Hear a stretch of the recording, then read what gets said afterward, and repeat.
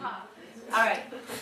So tonight we have a very special guest. Kerri Kelly is here from CTZNWELL, and I'm not going to read your official bio because we're going to talk about who you are and how you came to be who you are. But I'm going to say that Kerri, I've only met in this plane of existence recently. Would you say? Like we only met in January, New Year's Eve. But we've met many times. Yeah. So we already love each other very much, and we have many friends in common. But Kerri's a member of the thriving yoga community. You know, yoga itself has become like such a movement, a global phenomenon. I mean, someone said to me today, permaculture is the new yoga. Like he was trying to convince like a corporate type to invite a permaculture expert in to talk to them. Wow. And he's like, in order to make his point about how big permaculture was going to be with young people, he compared it to yoga. So yoga is the new black, or permaculture is the new yoga. So anyway.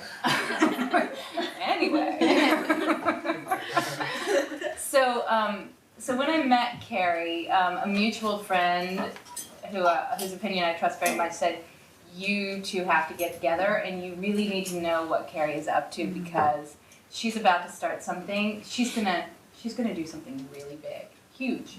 And he said, and I wouldn't say that if I didn't think she was actually going to accomplish this huge thing. And he was talking about CTZNWELL, which we're going to have Kerri explain in a minute. And the first big action, CTZNWELL's first big action was April 15th with the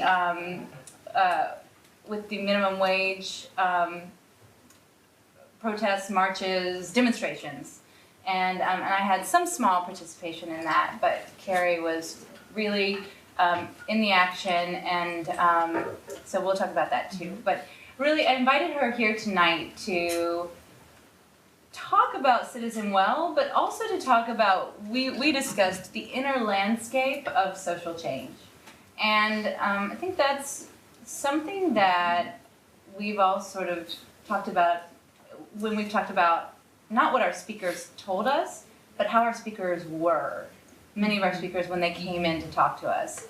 So, wow, so humble, or so passionate, or so focused. I mean, there's something you see a lot, I think, with real change makers in the world.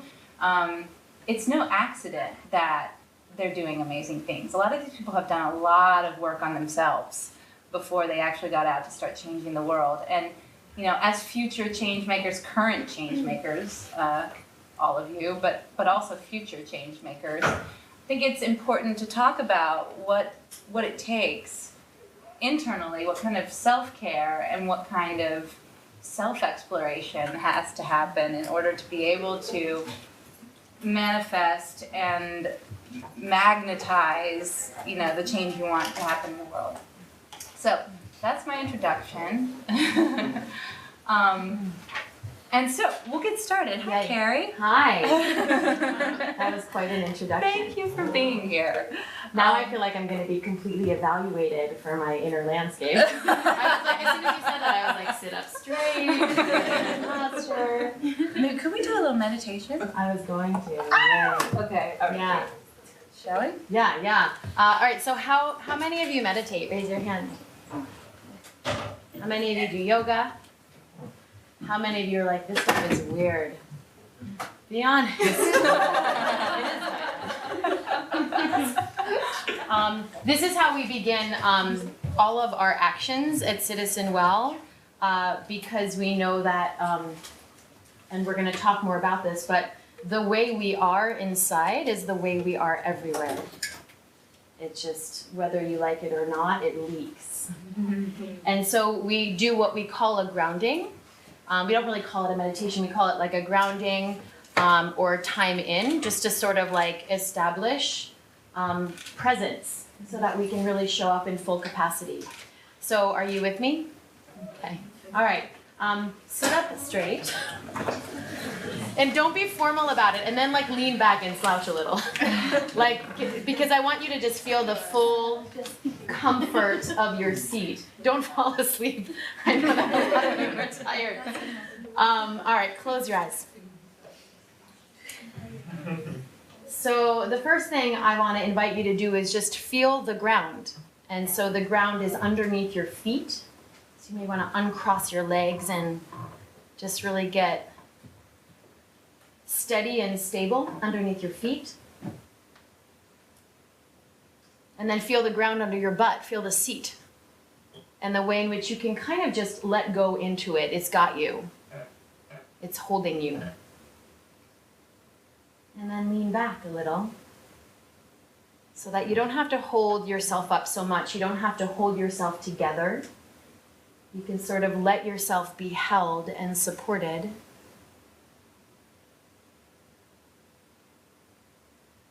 And then simply breathe. Nothing crazy, nothing complicated. Just you in this really steady and still way. Maybe notice your breath without trying to do anything with it. And let it help you reorient to this moment.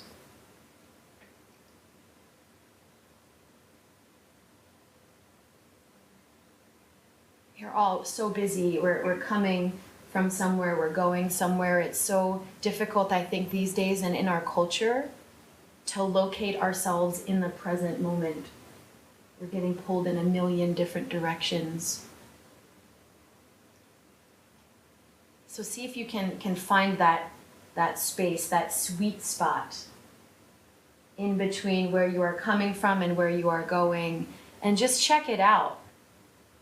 Just notice, who are you in that space? How are you in this moment? And I think the greatest challenge about this practice is not to do it perfectly or some specific way, but to simply meet yourself as you are. Like to let yourself be as you are. So if you're coming tired or distracted or anxious or joyful or sad, let it all be okay. Let that be the ground from which you show up.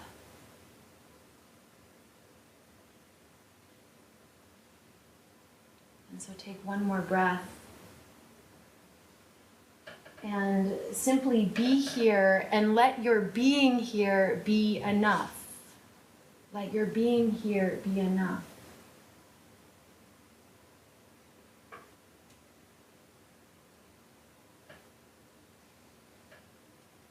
And then open your eyes slowly. All right. How do you feel? Are they allowed to speak? Yes. So, words. Yes. How do you feel? I hate the lights on Yeah, that's I know, tough. Manila one. Lighting is everything. How do you feel? Any words?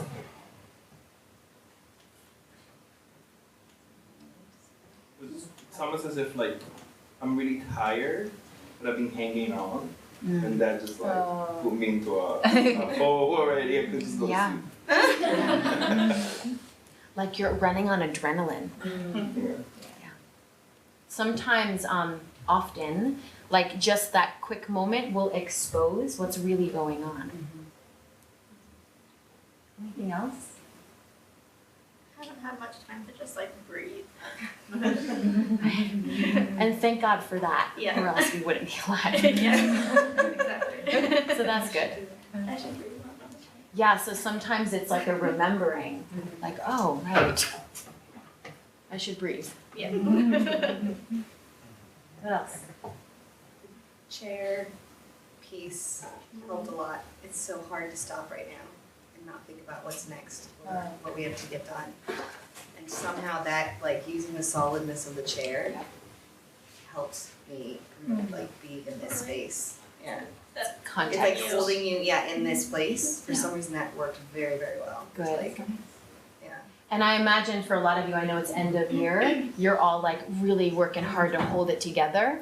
Like it's, right? like it's powerful to let yourself, even for like a second, be held. Yeah. That's like some powerful stuff right there. To be supported. Anything else? For me, the strongest thing was at the end when you said just let yourself be. Is that the word you used? Yeah. It's really nice. So like just to let yourself be without The doingness. the doing. The doingness. We like to say at CTZNWELL, if you be the change, the do will happen. But like it requires so much faith, right? Because our conditioning is like go, do, produce, generate. Any last thoughts? Yeah. I guess it's just cool to remember that, like, dang, I'm here, you know? Like, I'm not somewhere else. Yeah. Because sometimes you're kind of there. You know what I'm saying? Like Yeah. sometimes you're on the subway still, your Yeah. body's here, Yeah. or you're in your last meeting, or you're still writing your essay. Yeah. Like you're literally time traveling at all times. Or you're anticipating. I've heard the term absent presence too. I love that too. It's like present. Like your body is here, but you're absent. Yeah. That's great. And there's a lot of, I mean, we could talk all day about like what are the benefits of this practice. And so there's lots, and we'll get into that a little bit. But something about, I mean, like if there's a bottom line, it's presence. Like presence is where the power's at. And so if nothing else, like get here now, and you'll have more capacity to show up. Yeah, I think that's really beautiful. The at the action on the 15th, you were scheduled to be on the street at what time? 6:30. Yeah. 6:30. Yes. But I the am. first call to action was actually at 4:30. 4 a.m. at the Brooklyn Zen Center. So, and this is something I think that's really special about CTZNWELL. So that kind of grounding goes into, you know, people who are then going to the streets. Can you imagine what that does to change energy? So we'll talk more about that, but I just want to let's get to know Kerri a little bit because her journey is really interesting. So let's start with, I know you started your career in the corporate world. Yeah. Okay, so what were you doing? What Yeah. happened that you needed to make a change? It's funny because I feel like I'm time traveling. It's been a really long time since I've been in school. My experience growing up was actually very much conditioned by my environment, my family values, my religion. I grew up in the suburbs of New York. And so I grew up really within a value system of achieve, perform, get straight A's, does that resonate with anybody in this room? And that was how I knew to exist in the world, and it was also my orientation around love. Like I thought, like if I achieve, therefore I will be loved. Like that was at the core of what motivated my behavior. And so that thread just continued through my whole career. I was telling someone I was pre-law in college. And then I met my husband, and I got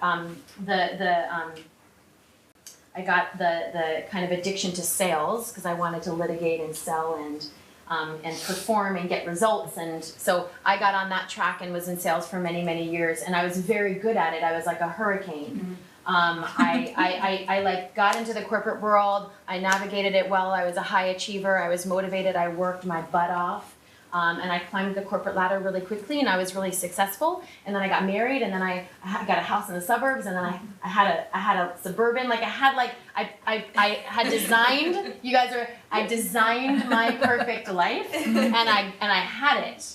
And I thought that was it, right? That was all I had. And I think for me, like, it was hard for me. I love that you guys are kind of in like a get out of the box kind of space because I never had that.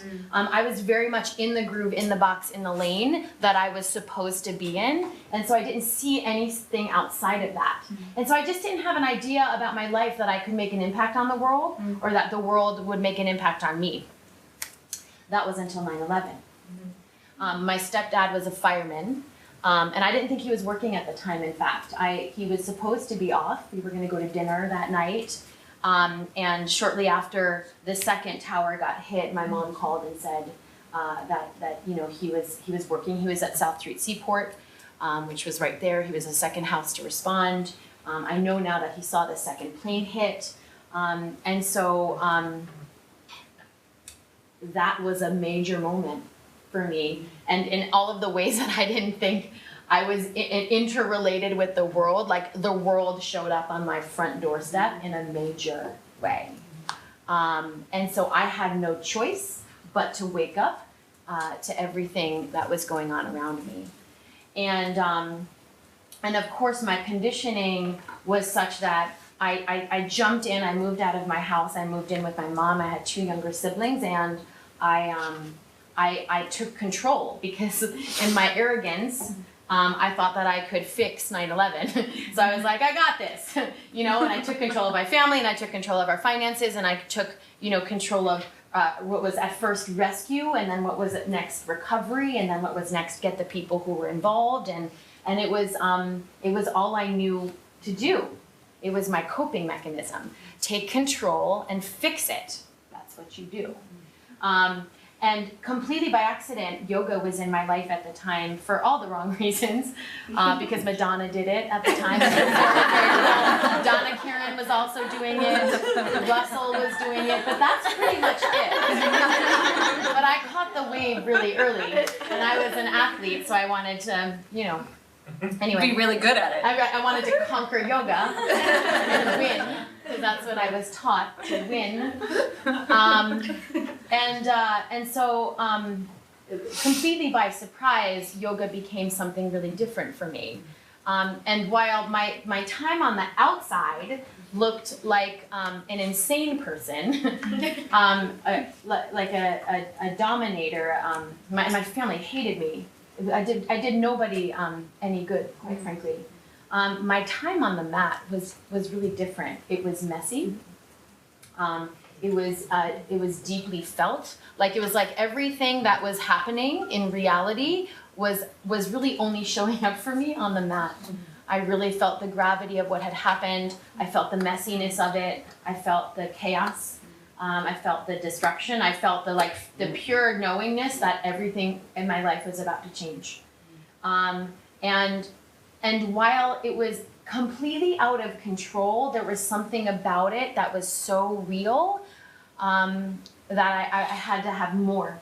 And so I kept hitting my mat every day. And you know, the other thing I'll say, and this kind of sounds a bit woo-woo, but it was true, is every time I hit my mat, I heard fire engines. I never felt closer to my stepdad, you know, who was missing. He wasn't even he was nowhere.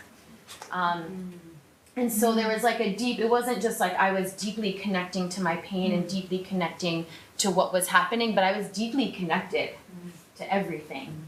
And what started to happen as I unraveled, literally I was the girl on the mat that cried every class, was that I started to heal. Like I started to feel different, more solid, and more resilient, perhaps. And then I started to notice that my behavior in my life started to transform as well.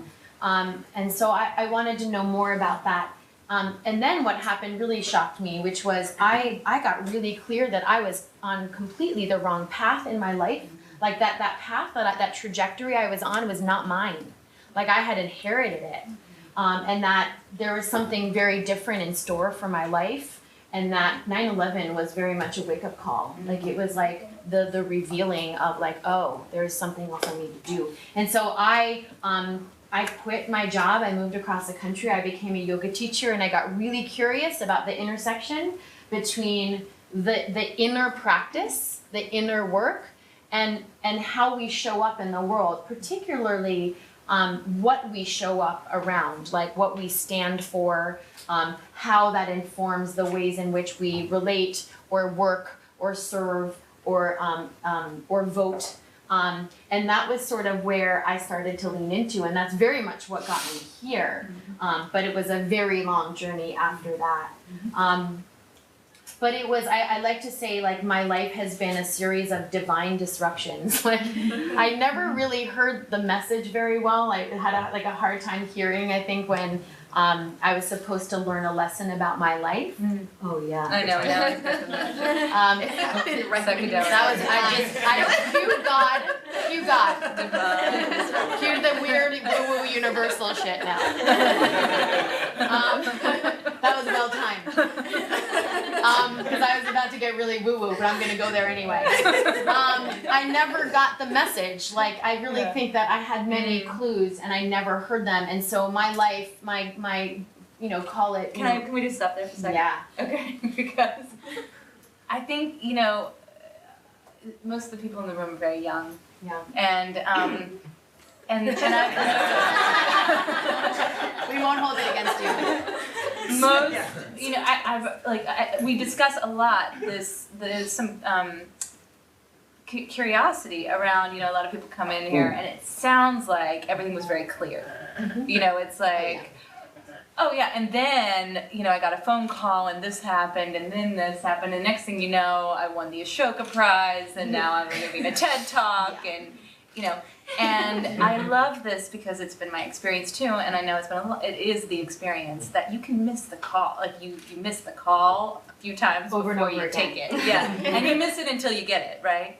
Yeah, there's this great Pema Chodron saying that you learn the lesson, or the lesson happens to you until you learn it. Essentially, like you're in this karmic loop until you learn the thing that you're supposed to know. And for me, it was like lesson, and then God would smack me upside the head and like shake me down and be like, okay. And so I've had a lot of those, and I'm grateful because it really did. It did disrupt me in a way. That allowed me to see differently, to reorient, like the same way that meditation helped you sort of like, oh, I'm here, right? These disruptions really are, I believe, intended to help us shift gears and adopt a different perspective. And so often they create a lot of chaos and a lot of mess. Yeah. And sometimes we want to curse them. But if you actually change your relationship to them, you start to see them as, okay, there's something I need to learn here. Like, what is the thing I need to learn about what's happening in my life in this moment? Yeah. And how do I navigate it? And that's where the inner work is really valuable. Because if you don't have that like relationship with your intuition and with your own inner knowing, if you're only in relationship with everything that's happening around you, those moments feel like they're happening to you and not for you. But really, like, they're happening for you. And so, like, you have this wherewithal and this capacity to navigate it more gracefully. Or not gracefully as I do, but you find your way there.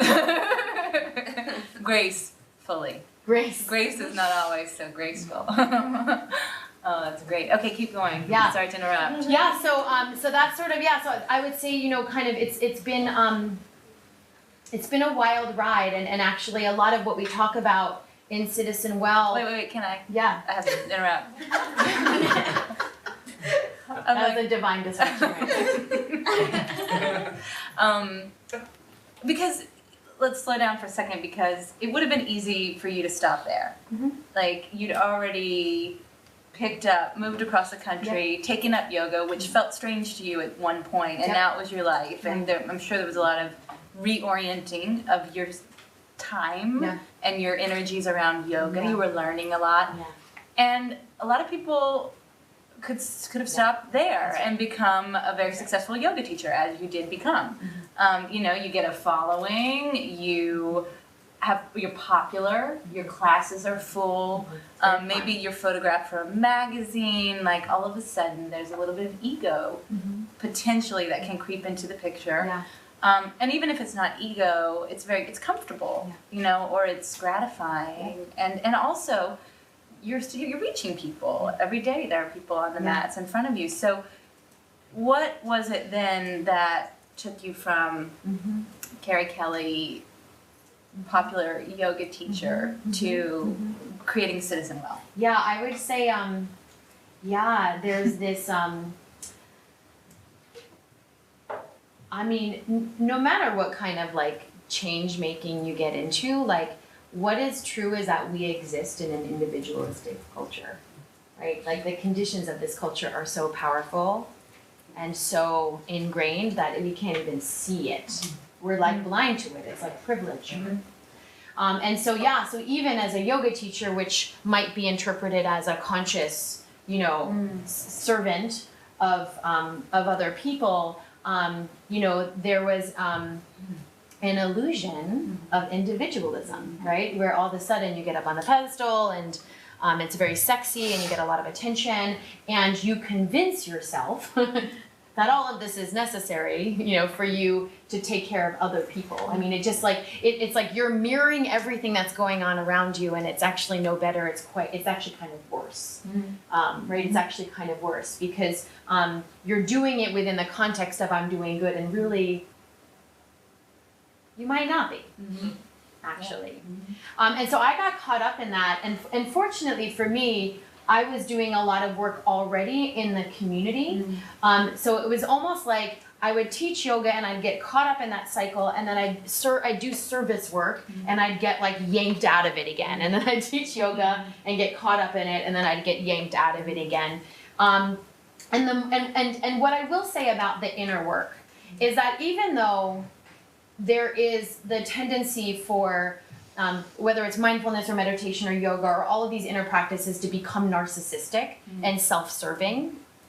If you do them well, I do hold the belief that they inevitably will lead you to the truth that everything is connected, that interconnection exists, and that there is no me without we. Like there is no, like we don't exist without one another, we don't exist without the plant, like it's just not possible.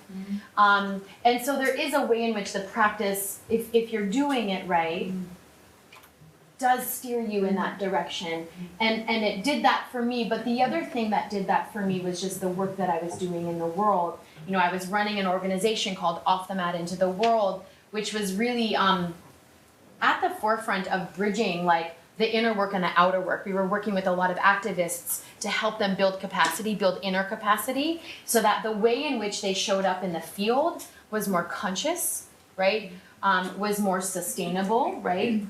So that they didn't burn out, was clean, so that they weren't projecting their wounds all over the people that they were serving.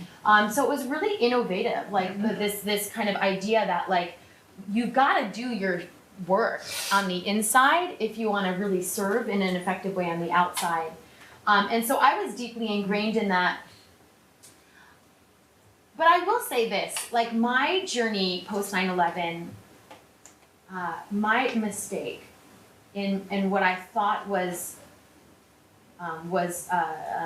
the true path was that I could hit my mat and heal myself.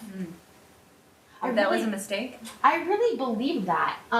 It wasn't true because there was nothing I was healing that was separate of all of the people that were enabling me to even be there in the first place. And so I held actually this, and I told this story for many years of like, I healed myself. Yoga is a way in which you can heal yourself and you can be self-sufficient and you don't need anyone else and it's accessible to everyone, it's free, you know, like I actually told this story for many years and I got to a place, and I think, you know, I started to travel around the world with Off the Mat and we started to do what we were calling bear witness tours and it wasn't like eco-tourism or eco-service tours where we were, you know, volunteering as much as it was like we were doing deep cultural humility work and we were simply bearing witness to other people in other cultures and the way in which they live their lives.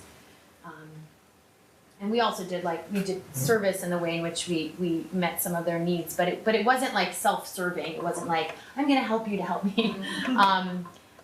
It really was a space of deep interconnection and deep witnessing. And empathy, being it sounds like. empathy and also being mirrored, like, you know, everywhere you go, you there you are. You know, John Kabat-Zinn said that. Wherever you go, there you are. Even in the most unlikely places. And like the yoga practice, it reveals you. It reveals you when you do service work. The way that the practice reveals you, the way that the meditation reveals you, the way that chaos and disruption reveal who you are really deep down. And so the more I started to do that kind of work, the more I realized the more I remembered really how impacted I was by everything around me. And that this idea that I was doing everything alone was like a total lie. And was sort of a part of that belief system that I kept, like I couldn't unhook myself from, right? Like I just kept buying into our culture, which says like, go it alone, you are alone, take care of yourself. Well, also, self-reliance is one of the great American values. That's right. Like, and so, you know, I think you kind of get indoctrinated that Yeah. way too. It's like That's pull right. yourself up by your bootstraps. Yeah. The entrepreneur, the myth, you know, the idea of these like these visionary Yeah. individuals Yeah. who do things Yeah. no one else could possibly understand. That's right. And it's funny, like I used to talk about it like it was, you know, it's about self-responsibility. We have to take responsibility for who we are, for how we got to be this way, to the ways in which we're showing up and impacting others, to how we are a part of the problem, to how we are a part of the solution. But recently I've changed my language. It's really mutual responsibility. Like there is no responsibility that is separate from the context that you exist in, from the people that you surround yourself by the courses that you take, and the ways in which you learn and see the world and experience the world. And so I think it has, you know, like I do think that like self-oriented even language in our culture and in our political system is dangerous to some extent. Because I think we don't need more language and more story and more narrative about self, right? We don't need more of that. We actually need to keep like reminding one another that we are for one another, like that we are in it together, that we are impacted by one another. I just recently got divorced, and so now I'm dating. I'm going to talk about this later. Nothing will teach you more about this than dating. Because in the context of dating, you try to like go through it unscathed, right? Like you're like you read all the books, like you know, what is that book like? What The to rules? do? Yeah, the rules. And I'm so old. when they don't like you, and someone just handed me the other day Why Men Love Bitches, and I was like, wow. Like all the things around dating, and so you try to survive unscathed, and you play games, and you shut down, and you fight back. And the reality is, and I, you know, so my dating life is illuminating my spiritual, you know, ground, is that you cannot survive unscathed. Yeah. That is just the truth. Like you are impacted by people, you impact people, and the more you try to avoid that, because you don't want to be uncomfortable, or you don't want to be humiliated, or you don't want to be vulnerable, the more you disconnect, the more you disengage and separate. And so I had this great teacher who was like, I hate to break it to you, but you're going to harm people. Yeah, right. And people are going to harm you. Yeah. The ones that you love most likely.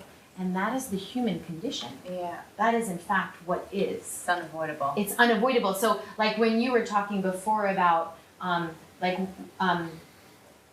like why do we go there? Why do we go to like the self-oriented, self-reliant, self-sufficient individual? I think it's because the rest of it is really hard. It's so messy. It's so messy. It's true. It's really easy to be very peaceful. Like I can be on the mat. Like I am so spiritual.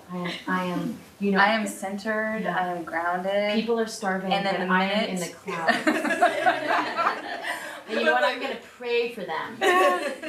Every interaction you have all day long, though, is different. Feels different than that. Yeah. So that was like dating. I really didn't plan this piece, but that is what you learn, especially as you get older and you go through lots of relationships and you go through lots of life moments. You're like, okay, I surrender. Like there's no, I can't get through this and not be impacted, and so you let go to that knowing. Well, I think that's important too because we talk a lot. I mean, I think the question. We're often assessing social change, whether it's good or bad, Yeah.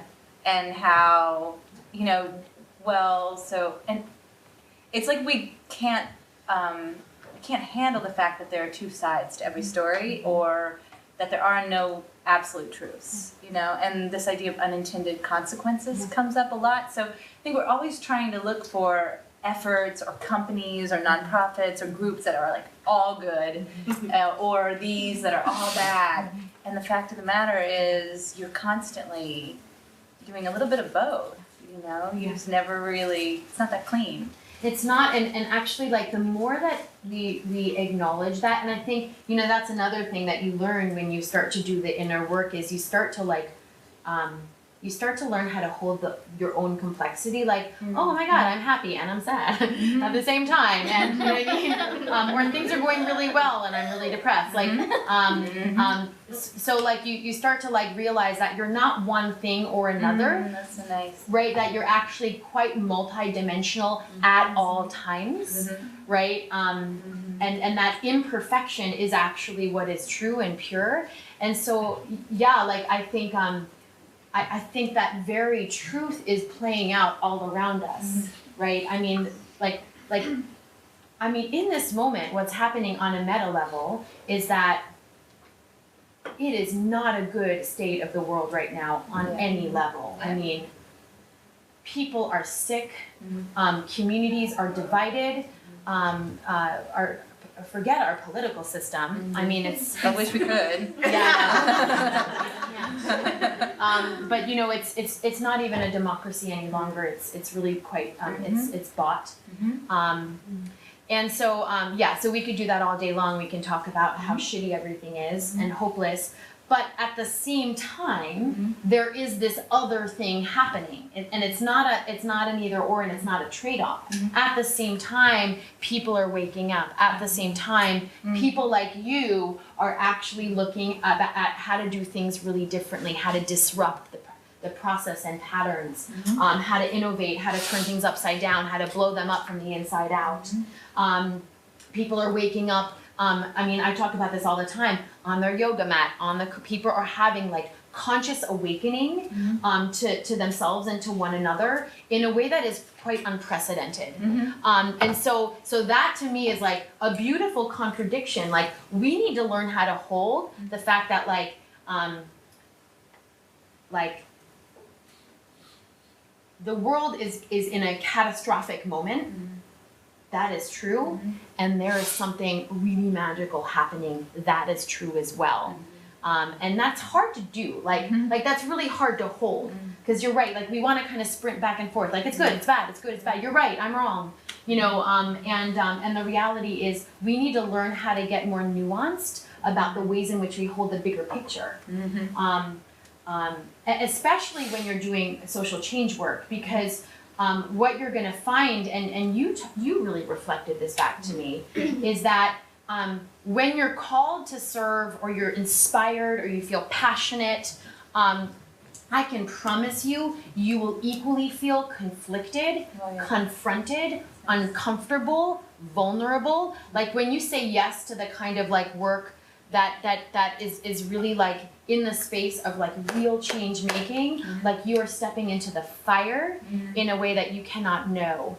And so so it's not just sort of like the right and the wrong, you know, the blue and the red, the good stuff and the bad stuff. It's like it's the joy of service and the pain of service at the same time.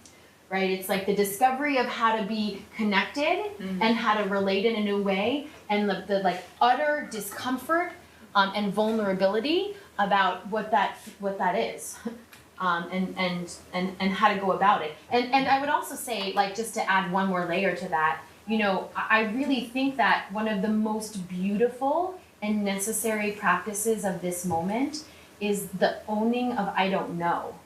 It's like just really like being like, I have no idea what to do right now in this moment, especially around issues of privilege and disenfranchisement. Like we're all trying to figure it out and be perfect about it and take responsibility and blame. But really, like, I think the most humble and beautiful practice is like when it's true, being like, I don't know what to do. I'm uncomfortable.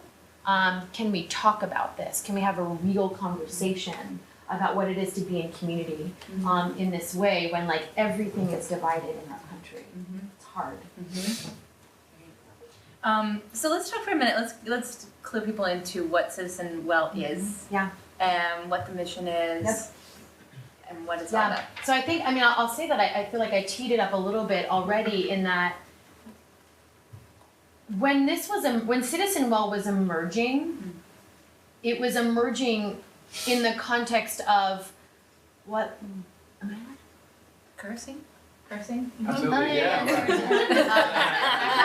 So New York. I was gonna do a WTF moment and then I stopped myself, filtered. No, it was really a like, what the fuck do we do with the world? And like, there's something really powerful happening. Like really, so it was out of that dichotomy and that friction and that contrast, really, that I believe CTZNWELL was born.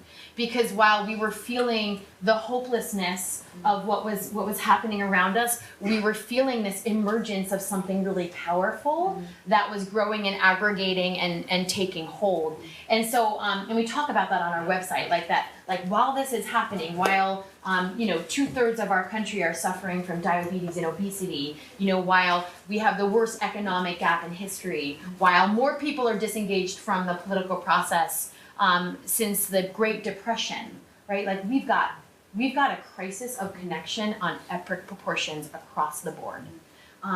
This other thing is happening.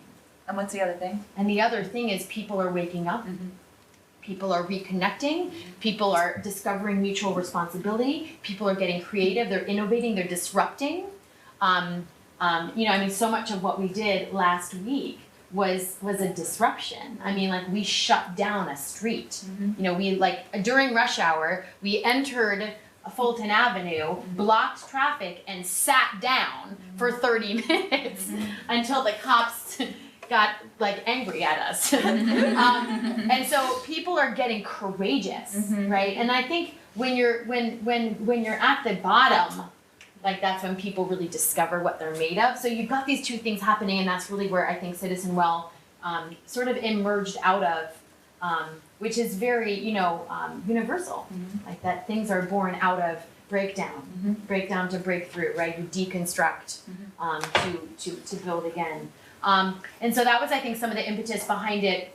But it was also around this idea that in so much of the change making we were seeing in the world, the missing link was the inner design work, right? It was like we have this secret weapon, we have this special sauce that is the way in which we practice so that we can build our capacity, so that we can refine and focus our capacity to show up more effectively in the world, to show up more effectively in relationship, to show up more creatively in the ways in which we innovate and make change, to show up more compassionately in the ways in which we see one another and we hold the pain of and the suffering of other people, in the ways in which we can be uncomfortable, and vulnerable, because that's actually what this moment is calling for.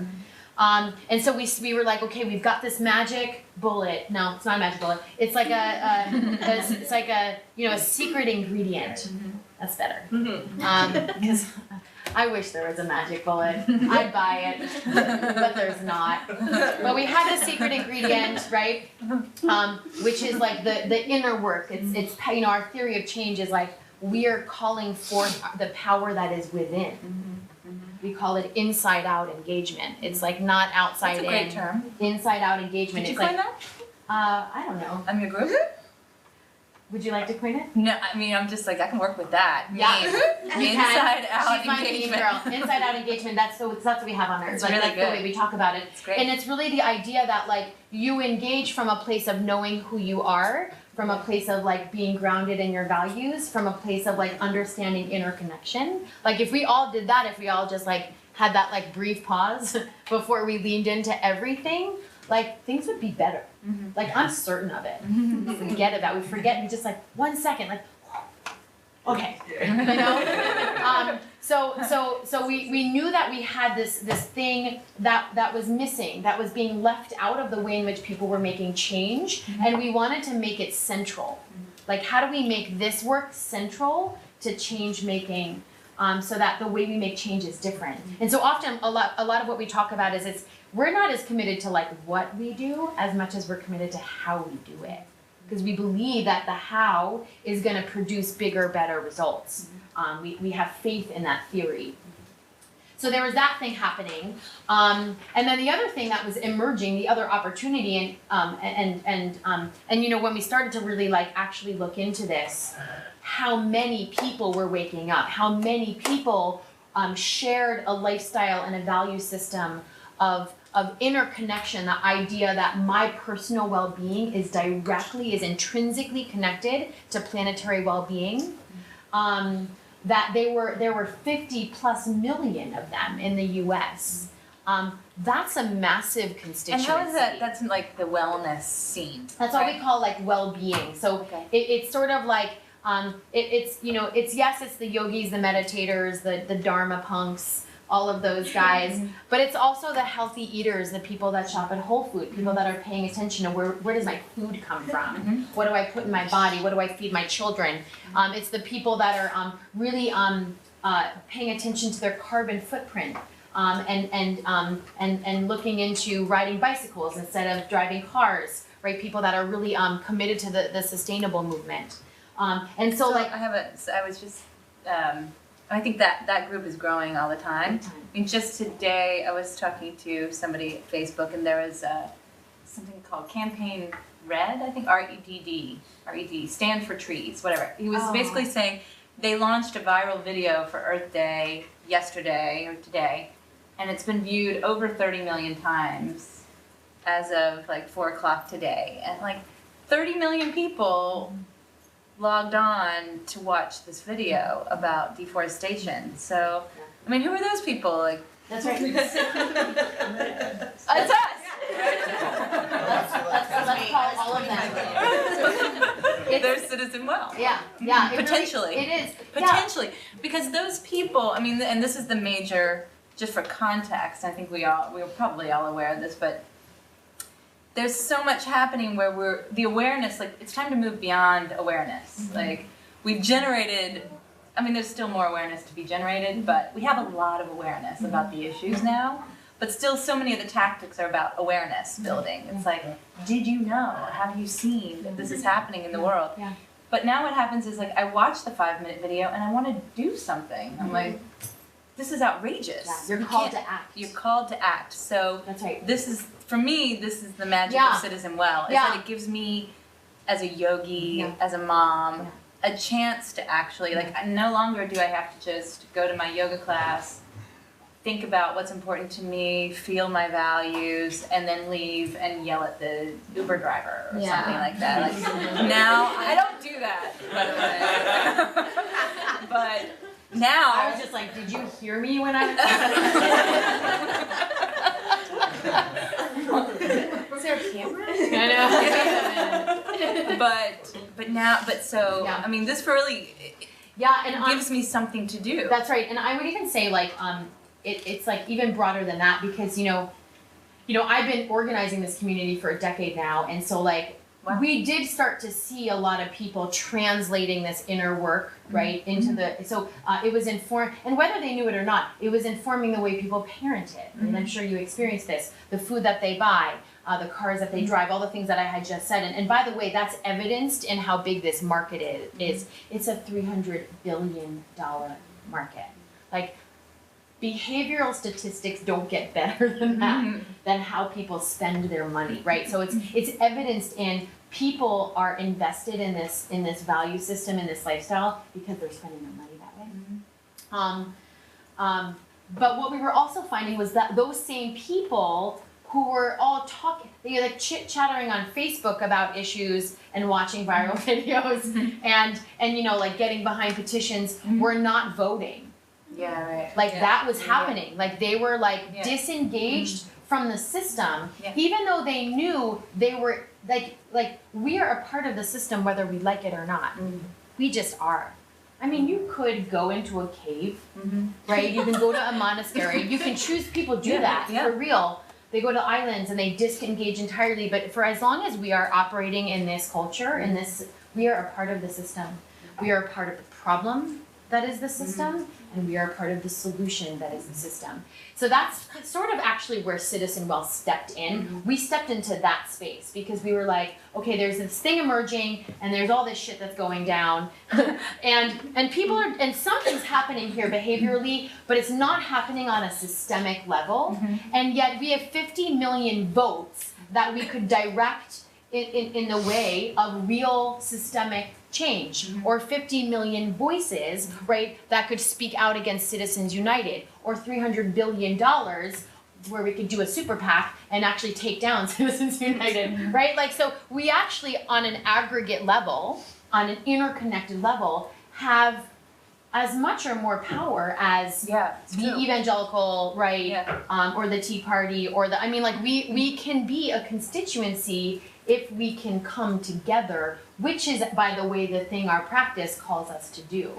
So we were sort of like, this is a no-brainer. And why hasn't anyone done this, for God's sakes?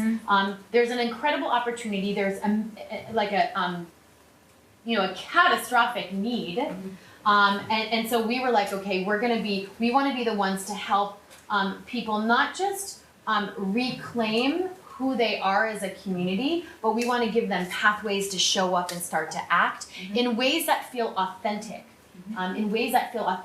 You know, some of the stuff we've heard back from the community when we ask them, why don't you engage politically, is that people don't see themselves in the political process.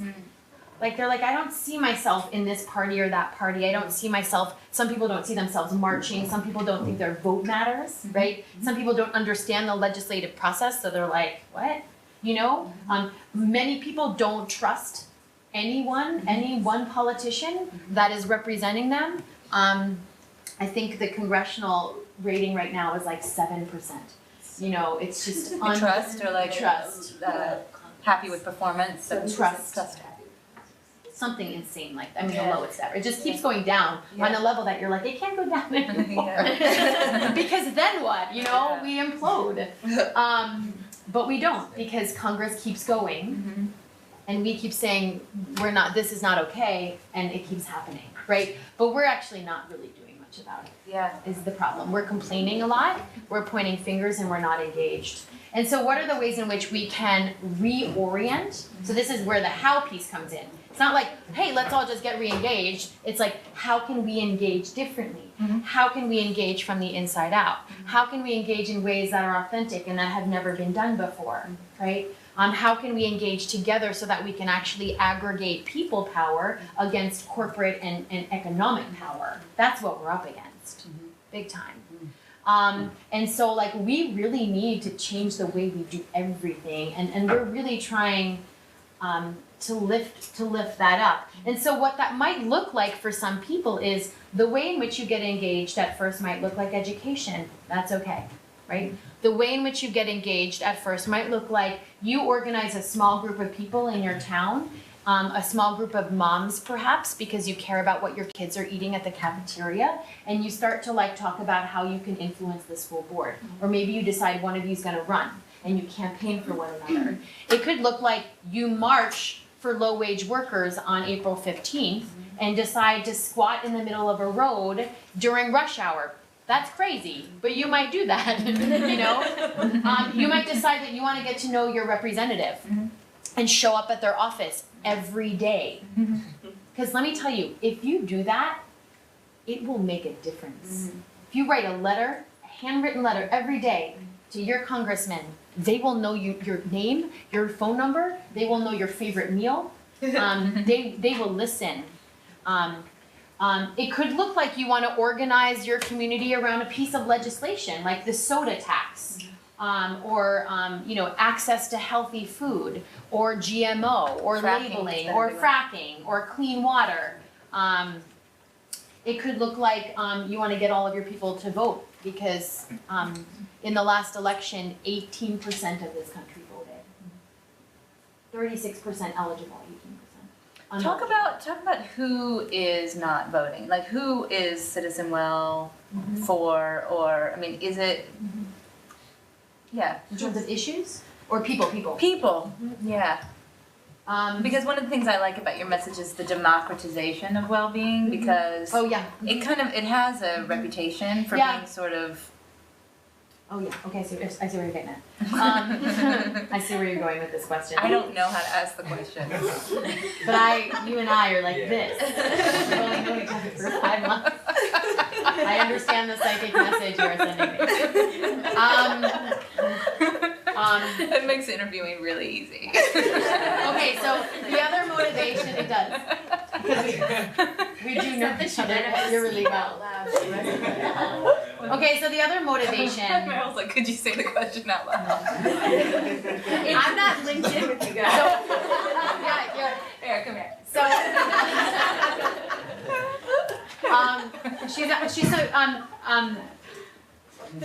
I'll Democratization of well-being. yeah, and I'll frame it this way. Who are you now and who are you becoming is the way that we like to say it. So this was another wake-up call for me. Because I look like this. You look good. Thank you. Your hair is lighter than on your website. You know, that's a whole other conversation. Sorry. Again, I'm not LinkedIn, so My hair keeps getting lighter. People think I'm having a midlife crisis. It's just happened. Anyway. How does it look though? It's You like good. it? Yeah, it's good.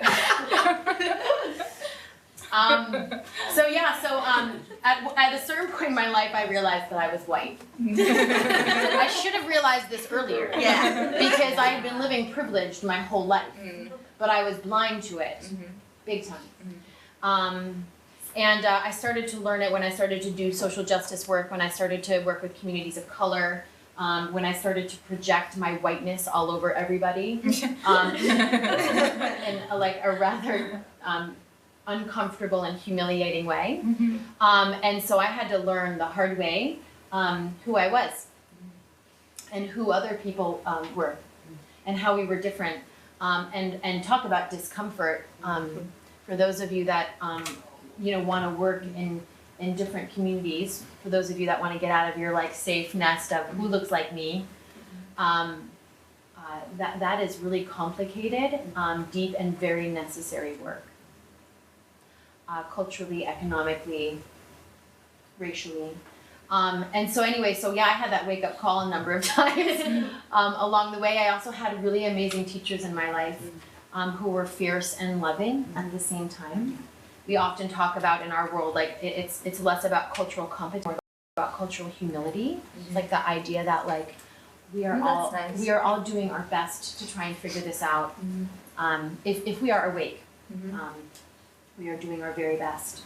And actually that kind of approach is a lot more effective in bringing people along.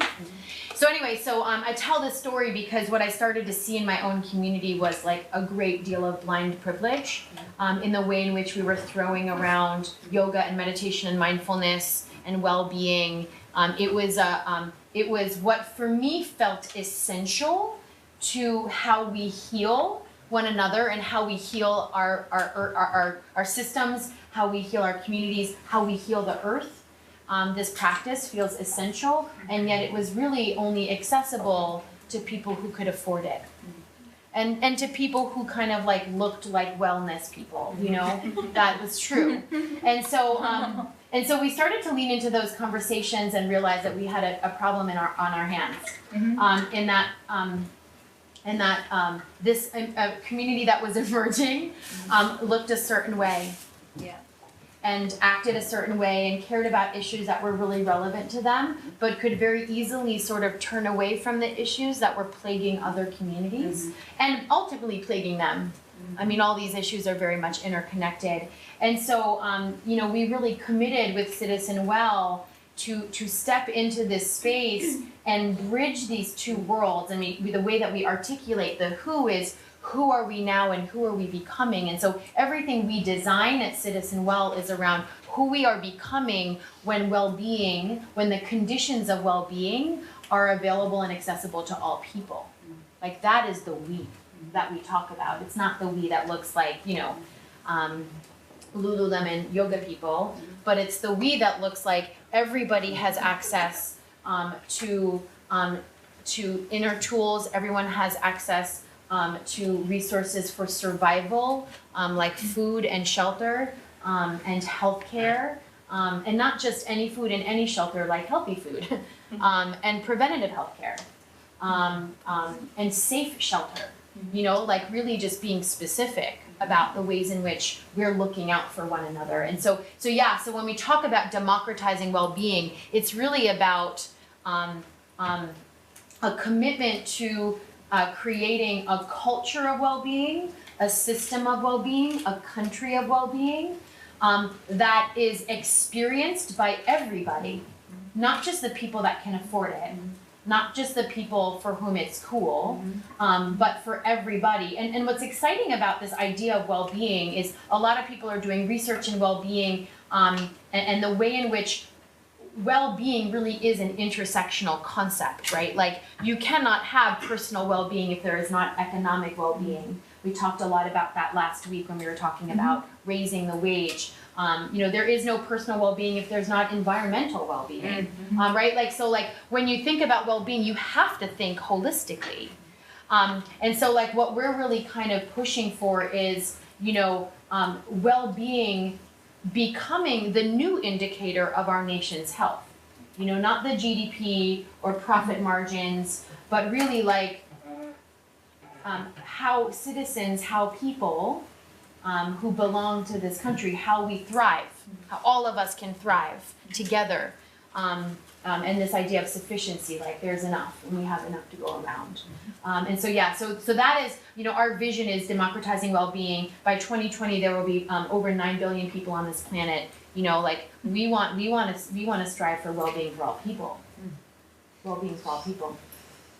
I have one more question, then I'm going to open it up to the group. And my question is about movement building, because it seems to be a hot topic at the moment. A lot of people are recognizing that, if we're going to make big systemic change, we have to really get people moving. Yeah. So people who have skills building movements, your experience building movements is really valuable. I'd love to hear any lessons learned about building a movement. Yeah. So I'd say, the word movement building, the term is getting kind of tossed around and appropriated, I think, in a lot of ways. I think marketing feels like movement building sometimes. Like people are building really big Marcom campaigns and calling them movement building. I think there's the movement building of organizing people in a transactional way and saying, get this done, which is another form of movement building. What I would say is I come from the lineage of transformational organizing, which is this idea that you can only move people from the inside out.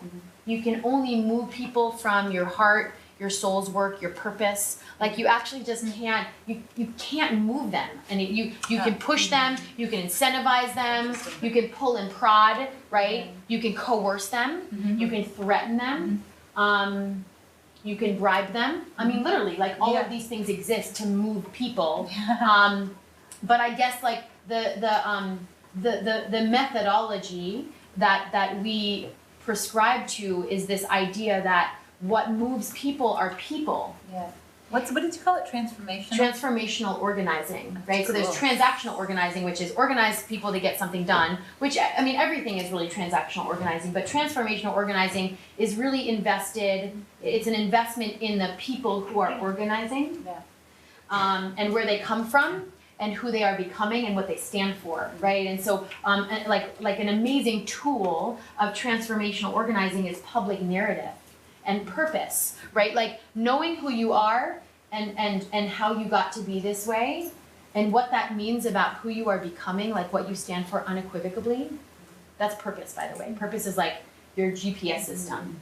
So you can do like lots of different things. You can get rerouted, right? You know how it's like rerouting, that happens, right? But it's like GPS is like the true north. You're always gonna go in the way of what you stand for in the world.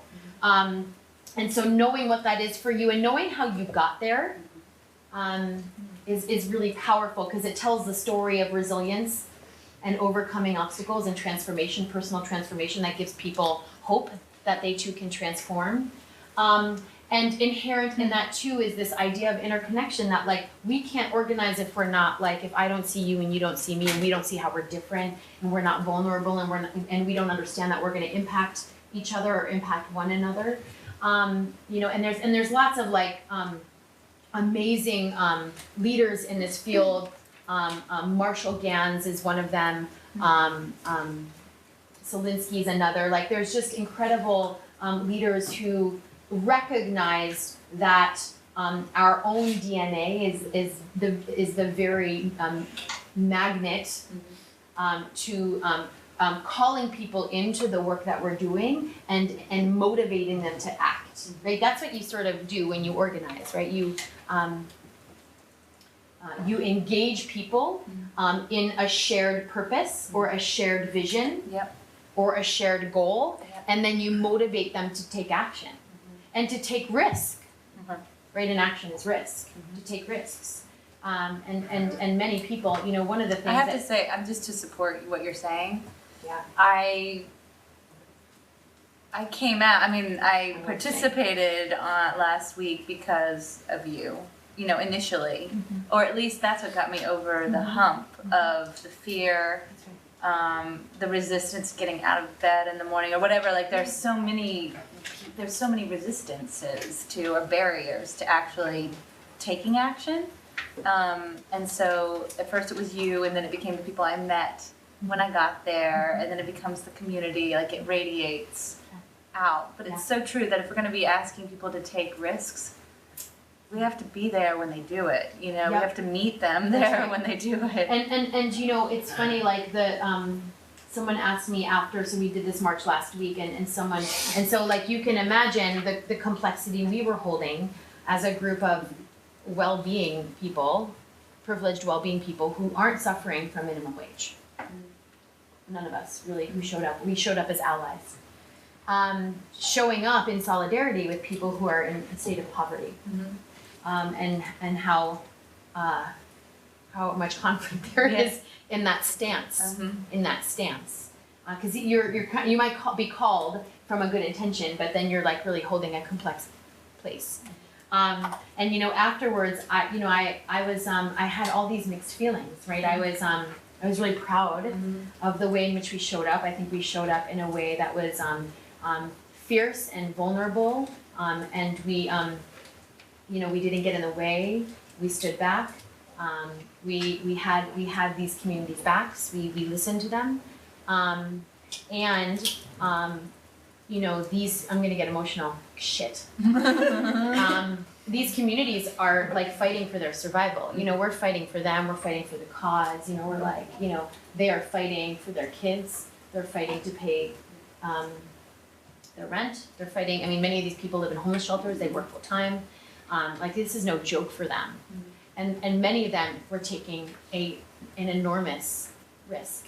And actually, like literally, when I was on my way here today, I talked to a woman who's a worker who has been we have just sort of absorbed her into our community. She's amazing, and she's really helped us. We do these things called teach-ins where. Workers come and they just tell us about, we bear witness, they tell us about their experience and they help us understand, because we don't.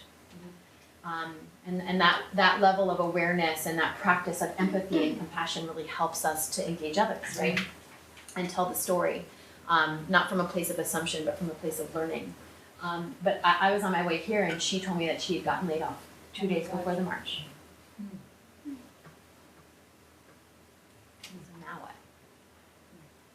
So yeah, so I do think, I don't even remember the question, but, and even how I got into this story, but, you don't either, right? No. Yeah. But I'm just thinking how we can help her. Yeah, I know, that's where I went to. Solve the problem. I know we must fix it. Yeah, right. But yeah, so let's let them ask you yeah. questions. Yeah. Do you guys have any questions, Kerri? Yeah. Hannah? Thank you for speaking with us. Yeah. I'm 100% in love with everything that you just said. Okay.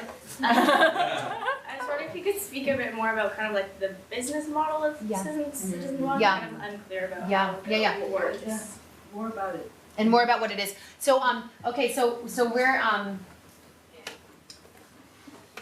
we're kind of stepping into, because there's a lot of things that we're doing, right? You can see that. Like, we are in the business of people, right? So we are stepping in to organize this sort of emerging community of who we are becoming around values, around shared values. Sometimes we talk about it in terms of like the new story of us. Like, what is the new narrative of us that we want to tell about who we are and what we stand for and what matters to us and what matters to our communities, right? And that's culture shift work. I learned that from you. Yeah. That's culture shift work. But you're a nonprofit.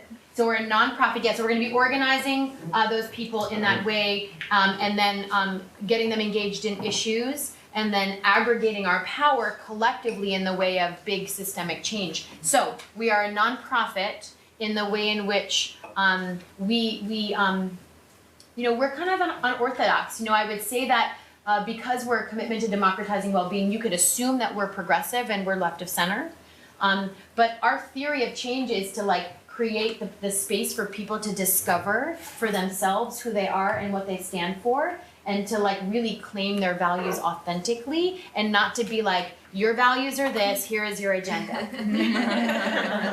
So That's tricky. I say that because that informs the structure, right? Yeah. So we're C3 in that we are going to create space for people to step into, to articulate and claim their values and what matters to them and to their communities, and then to find community and create community around that. And you're right, that is tricky and it's risky, but we believe that authenticity is the way.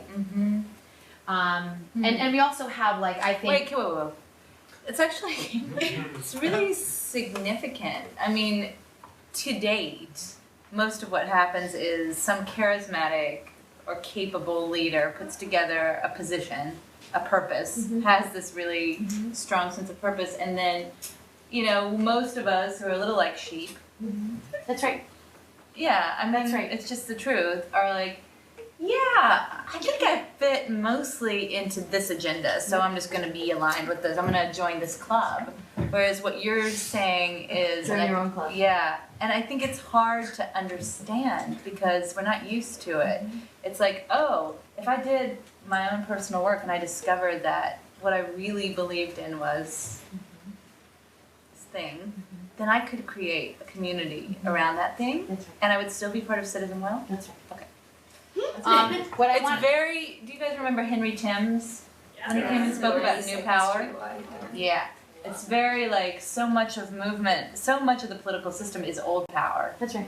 And this is what Kerri's doing, and this is why it's a little bit tricky. And even trying to help you articulate it, it's tricky because we don't have so many models.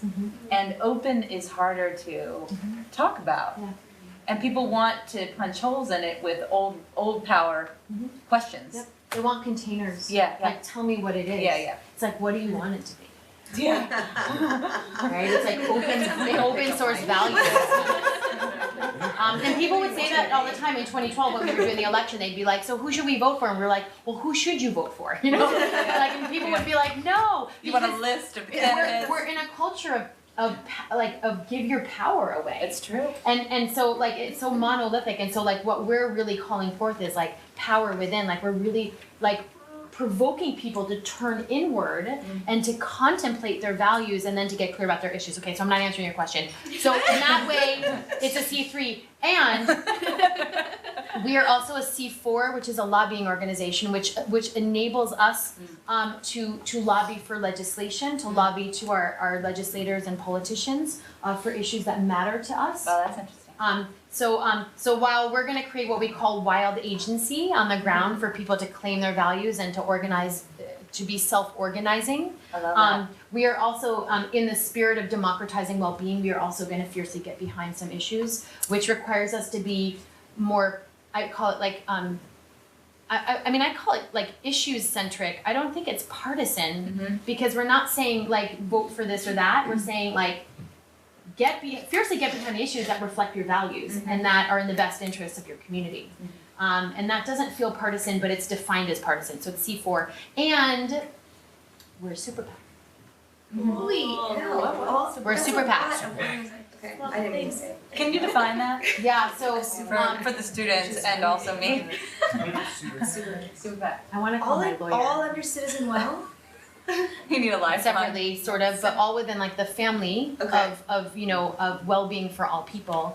Okay. So the super PAC enables us to aggregate unlimited funds Oh wow. in the direction of influencing politics, and that is very partisan-y. Yeah. Yeah. Yeah. But in the age of Citizens United, where in this coming election, there's going to be an unprecedented amount of money. It's going to be such It's a going to be an insane amount of money. mudslinging, don't you think? Yeah. Oh yeah. Right, Yeah, like it's it gonna be is a like mess. it's going to be unparalleled. Yeah. How much influence Mhm. money will have over who runs and how they run and what they run for. Yeah. So much so that if you don't know a lot about Citizens United, you have to, because if a majority of this country does not get out for the vote, we have nothing. We have no power. I mean, it's like it calls us. Mhm. It calls us to act. To not just, and we have to act, against Citizens United, but it calls us to like use every one of our resources, all that is at our disposal, our feet, our voices, our money, our votes. And so get aware of that, because that is, I think, the central issue of what's wrong with our democracy right now. That and disengagement, which is this part.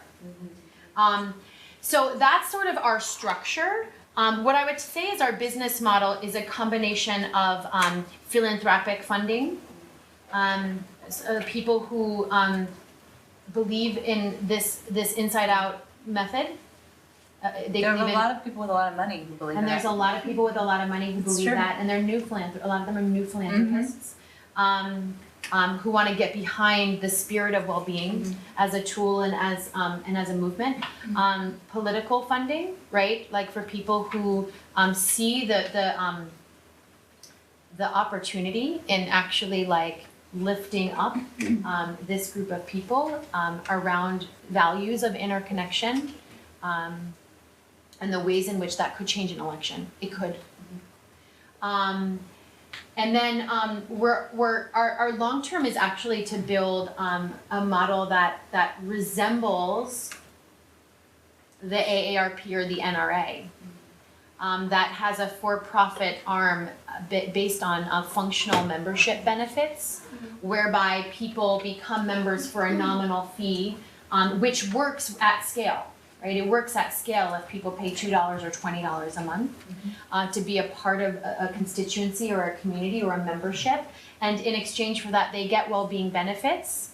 And the value prop is like, we provide you with well-being, and your commitment to this movement enables the well-being of all people. Right? It's a beautiful reciprocal relationship. With our members, and so we're trying to build that out now too, but we're not ready for that. I mean, our commitment really is to authentically engaging people first, and then really building out new models for sustainability, because the nonprofit model is not healthy. So how do you find that balance between like kind of playing the game and existing in this awakened state? Practice. For real. I mean, I already have had so many moments of like, there is not a right move here. What is the move that mitigates the most harm? There will be moments where we will make decisions for scale, and there will be moments where we make decisions for depth. And I don't know when those moments will be, but they will be real. What I'll say is that the way I feel like we're going to keep ourselves on track and in integrity is who you surround yourself by and the values and the culture and the DNA that you create internally. So we are like very committed to our theory of change, like how we make change. Everybody has to be on board with that. Our value system, everybody has to be on board with that. And that kind of creates our inner DNA, which helps inform our decision making. But I would say the people that we've called in team will not let me get away with murder, ever. That's great. And that's a good leader to surround yourself with people who Yeah, can. they're I mean, you met Angel, Yeah. and I mean, they're badass people who like, they cannot be bought, period. There will be moments, I believe, where there will be leadership moments where we will disagree. And we will have to work with that. It will be gray. What do? There's no right way. It's not black or white. So I think you hold the complexity. You like nailed it. You hold the contradiction, always. I have a two-parter. Great. I hope it's not too complicated. How do you define well-being, and how do you democratize it?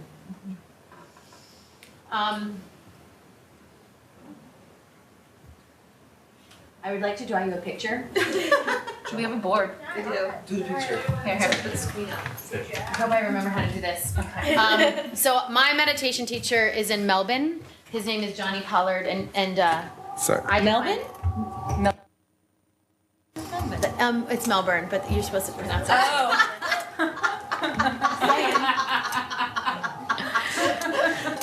I was corrected like 100 times by the way. But I just wanted to. Okay, so I'm not going to do this right, and I almost don't think I'm supposed to do this on camera. But you know, I've had a really hard time defining it, to be honest. And so it looks something like this. I don't know if I'm going to remember this. This is well-being. It's called well-being.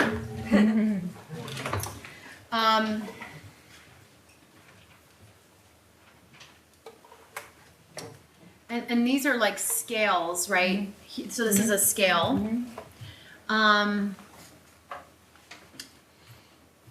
So on this side, this has to do with resources, inner and outer, right?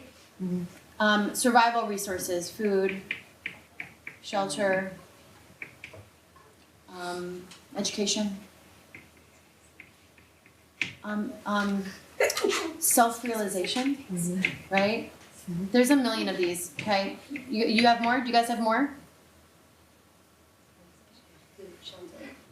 Relationships, family. Relationship, right? Social, right? Finance, social yeah. equity. Right? Yeah, money's. Freedom. Economic. Yeah. Okay. Okay. So, resources, and this has to do with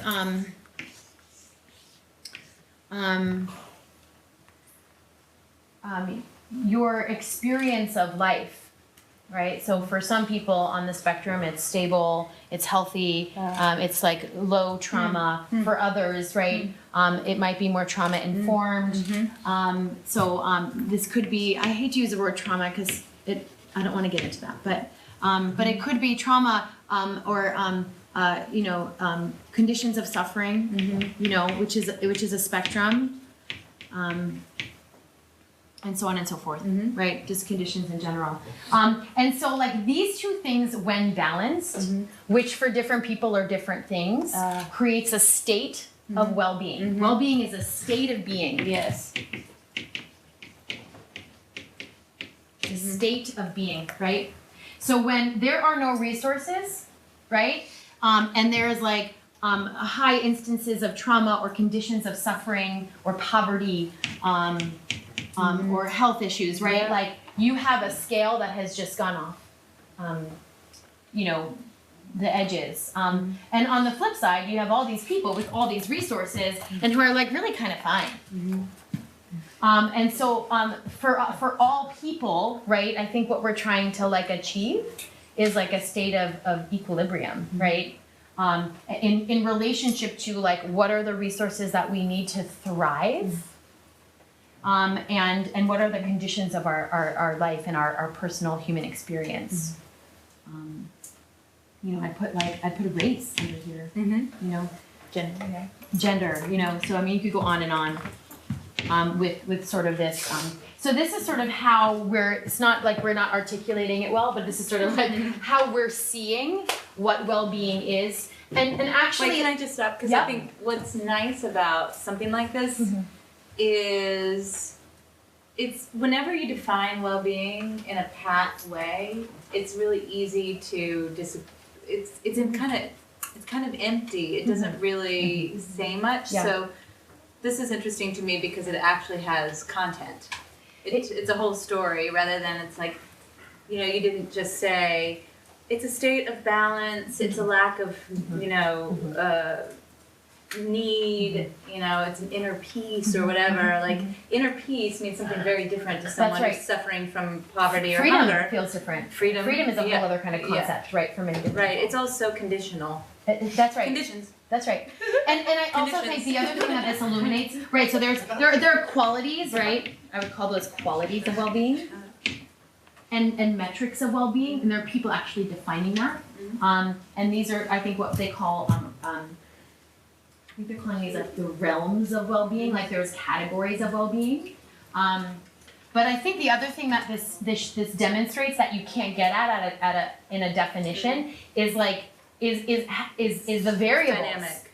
It's dynamic. There's contrast. There are people that have and that don't, and that's I think the essence of kind of what we're getting at.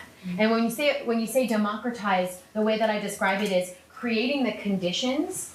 You have to, like you can't democratize well-being. You actually democratizing well-being means that you create the conditions whereby people can be well, and have this sort of balance of how they experience their life and how they are taken care of. Does that answer your question? Yeah. Yeah. Are you engaging with just individuals or like for instance, I'm gonna say like lots of small like food vendors or people that want to get legislation passed? Yeah. Are you sort of working with them as bigger? Because I'm often like great to focus on individuals, but often I feel individuals are just trying to do what they want, what they need to do, and sometimes it's helpful to create the conditions that you're talking about. Yeah, and how much power there is, right, in being a part of coalitions, because there's a lot of amazing stuff happening out there. And one of the things, the reason we have to do that is because we're like, people often ask us like, what are your issues? And I always say like, our issues are people. Like our issue is people. We're engaging people engaged in issues. And so like, we're not issues specialists or experts. And so when we do things like Fight for 15, we were in a coalition with SEIU, with BJ, with like all of the different unions and organizations that Strong Economy for All, that were getting behind the raise the wage issue, right? So we were a part of a collective. And coalition building is really coming up right now because people are realizing that we actually have to work together to aggregate our power to make big change happen. And this past week, that was the largest low-wage worker protest in U.S. history, 30,000 strong. And same thing with healthy food. We're going to be leaning into food justice, food access.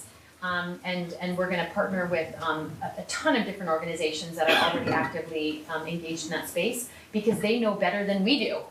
Like we don't. We literally have an advisor on different issues, and this one advisor, her name is Navina Khanna, won the James Beard Award last year for activism, for food activism. And I literally call her up and I'm like, tell me what to do.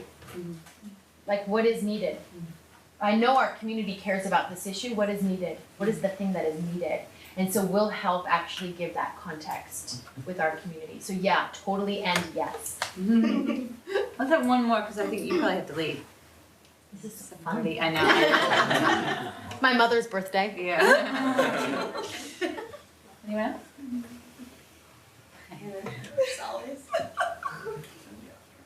Yeah. So you talked a lot about self-realization, and you also said that you leak who you are when you go out and interact with the world. But we see so much hatred and just unhappiness, sadness in the world. And I was wondering, how did you arrive at peace with yourself when you really reflect and look at yourself, look at your past, the journey, the purpose, and everything? Whoa. Just that question. I don't think I've arrived at peace. That's real. I think it's a constant struggle.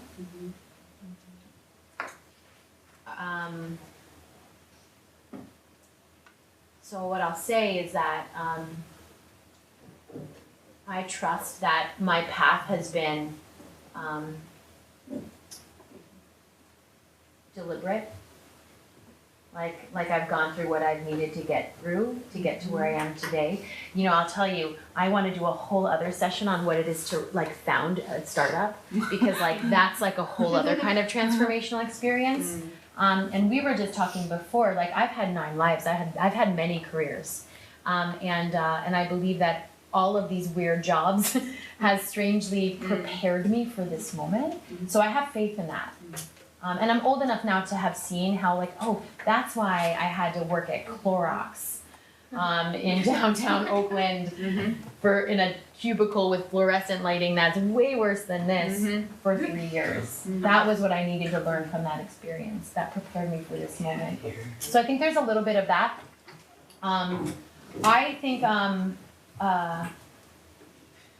I also, I'm really clear about my purpose. Like I've done a lot of like self-inquiry work where like I know what's important to me, and I know what I stand for in the world, and that keeps me it just helps me through all the change that I invite into my life and chaos. It keeps me centered. You know, I would say that I question constantly. You know, and this is my practice, right? Like I believe that this is my soul's work, and I know I need to be stepping into this space because it's needed, and I believe I'm the one to do it. Not alone, but it's my work. It's my calling, and I question all the time whether I'm smart enough, prepared enough, good enough, courageous enough, you know, experienced enough. I mean, like my battle with my self-worth is ongoing. Can I say something too?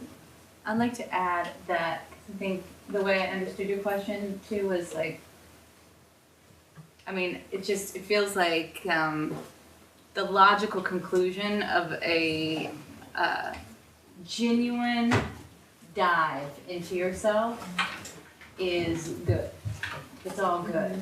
It's on the side of good and right.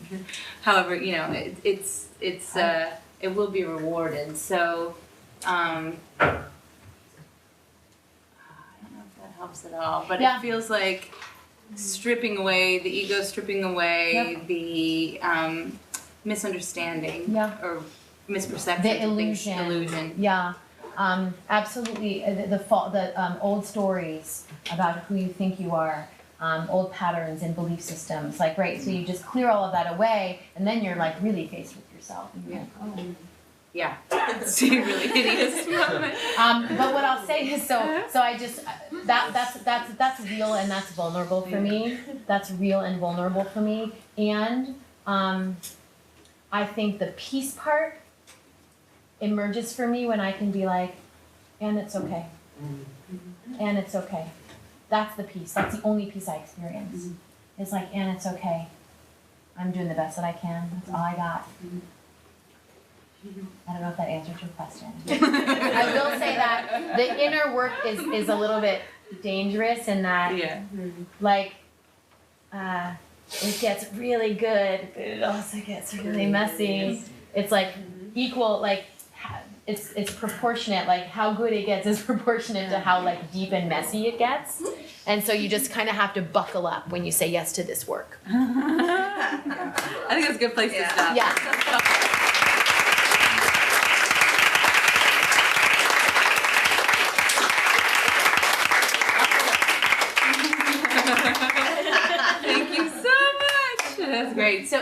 Kerri has cards. Yeah. If you're interested in helping out, I highly encourage getting involved. It's an amazing group of people, and really can learn a lot. And they are a startup, so they're looking for help too. So. Yeah, and I'll be really specific.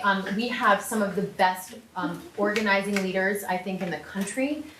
So if you're interested in how to organize, how to do field work, yes. If you're interested in how to shift culture, yes. If you're interested in how to campaign, culture campaign or even political campaign, yes.